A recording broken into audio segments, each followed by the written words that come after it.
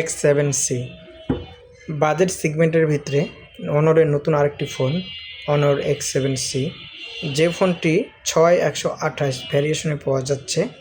এটির ব্যাটারি হচ্ছে আপনার 5300 এবং 35 ওয়াট সাপোর্ট করে। এটার পিছনের ক্যামেরা হচ্ছে 50 মেগাপিক্সেল, ফ্রন্ট ক্যামেরা হচ্ছে 8 মেগাপিক্সেল এবং এটাতে এআই ইউজ করা হয়েছে। হনরের একমাত্র ফোন যেটি অল্প বাজেটের ভিতরে এটিতে এআই ইউজ করা হয়েছে, যেটি অন্য কোনো ফোনে নাই এবং এটা ভাবা যায় অল্প বাজেটের ভিতরে এআই দিয়েছে।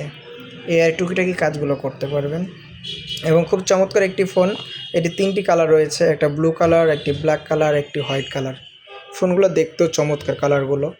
আর ফোনটি ব্যবহার যদি ইউজার এক্সপিরিয়েন্স বলা হয় তাহলে অসাধারণ বলা যেতে পারে। এই প্রাইস সেগমেন্টের ভিতরে ফোনটির দাম ধরা হয়েছে 14,999।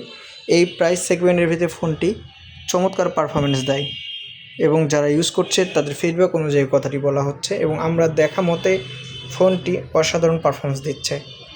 যারা মনে করছেন এমনি হালকা বাজেটের ভিতরে একটি ফোন ইউজ করবেন এবং কম বাজেটের ভিতরে একটি ফোন কিনতে চাচ্ছেন, মনে করি তাদের জন্য এটি একটি বেস্ট চয়েস হতে পারে। অনরের X6C, যদিও আগে X6B ছিল, এখন X6C আসছে ওদের পরের ভার্সন। এটা 6128, 5300 ব্যাটারি, 35 ওয়াটের চার্জার এবং এটিতে প্রসেসর হিসেবে ইউজ করা হয়েছে মিডিয়াটেকের G81, যে প্রসেসরটি এখন দুর্দান্ত পারফরমেন্স করতেছে আপনার, এবং এটি 120 Hz রিফ্রেশ রেটের সাথে ফোনটি পাওয়া যাচ্ছে।